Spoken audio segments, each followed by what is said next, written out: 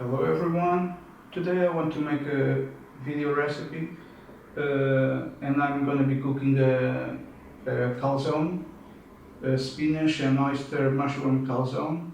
So for the recipe you will need some onion, garlic, spinach. In this case, because of the COVID, I'm using frozen spinach. I just cooked them in a bit of olive oil. You will need cheese.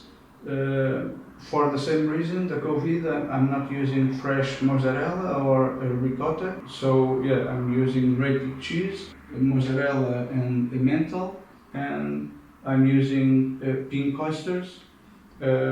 Always use fresh mushrooms. If you don't happen to have a mushroom farm, just call me and I'll take care of you. So for now I'm going to prepare the mushrooms. I'm just gonna harvest them very quickly.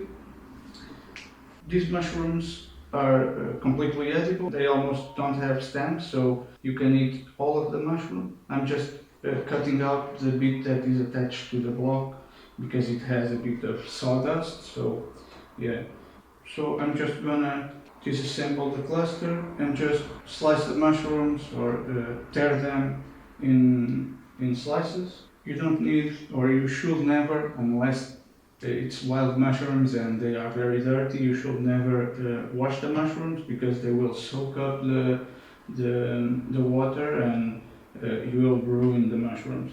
So I'm just gonna slice enough mushrooms.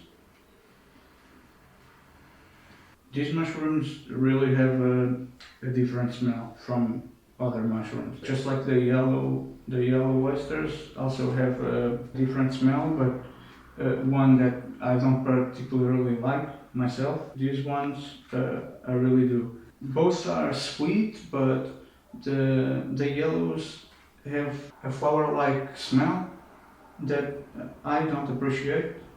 I like the taste of the mushroom, but not so much the smell, but most people do like the smell. These ones I can't really describe.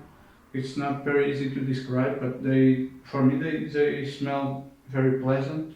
They also taste very good. For my calzone, I think this amount of mushrooms is enough. I'm just gonna put away these other mushrooms and I'm gonna start cooking this calzone. By the way, I almost forgot, but obviously we'll need for this recipe some pizza sauce. I just made this sauce at home, although with canned tomatoes and tomato puree. I used a little bit of olive oil and just a bit of onions, salt and sugar. Not too much sugar, but just to cut a bit on the acidity of especially the puree. So yeah, you'll need a bit of pizza sauce. So to make this recipe, you want a little bit of olive oil in the frying pan and the onions, and you want to cook the onions for just a little bit before adding the mushrooms. Now we add the mushrooms and we wait for them to start losing size. They will soak up the olive oil and they will just kind of grill in the frying pan. In the meantime, you can add the garlic for it to start cooking and start releasing the flavor. One particularity about the mushrooms with colors, the yellow oyster or the pink oyster or the blue oyster, is that they kind of lose almost all their color on the cooking process. They do, although, keep the different flavor profiles. Yellow mushroom will have its taste different than the pink oyster, even if they are cooked the same way. When you feel they are close to being done, you just go ahead and add a little bit of butter. What this is gonna do is that the mushrooms, because they are already cooked, they won't absorb the fat So the butter will coat the mushrooms. It will give them kind of a crispiness that we want and kind of a glaze also. Now you can go ahead and add salt to your taste and pepper or other seasonings you prefer.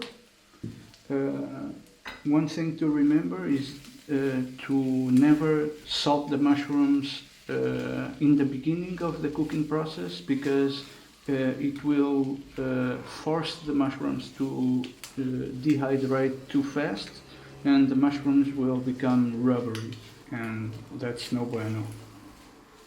Okay, so now we turn off the heat and we add just 2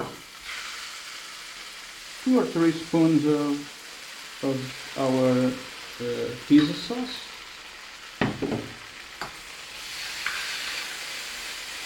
So now we add the spinach. It's important to kind of try to drain the spinach as much as one can, because spinach has so much water that it will ruin the base of your calzone. So now it's time to assemble our calzone. This is a pizza dough that I just made. It's New York style. It's what I prefer, which just means it has olive oil and it has a low content of water, which makes for a more crispy crust.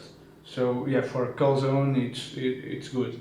Like for any other pizza, but especially for calzone, you want to preheat the oven to the maximum. So when the pizza enters the oven, it will have that shock. The outer shell or the crust will start cooking immediately, and it won't become soggy. So yeah, I will now just assemble our calzone.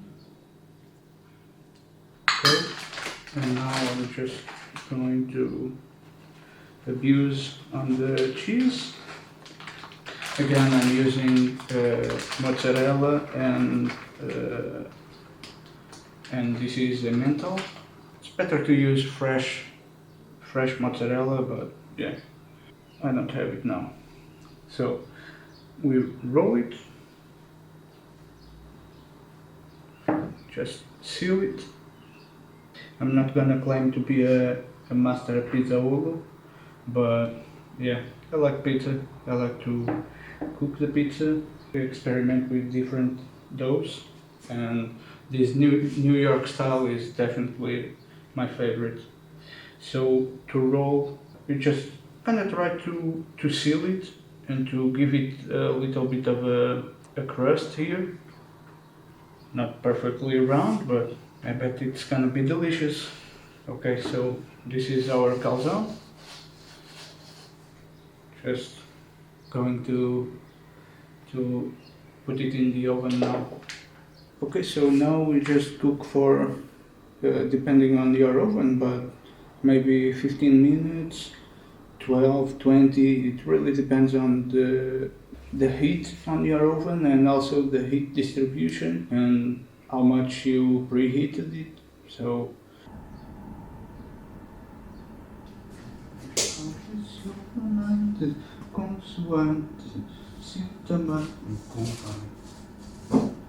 okay, so our calzone is ready.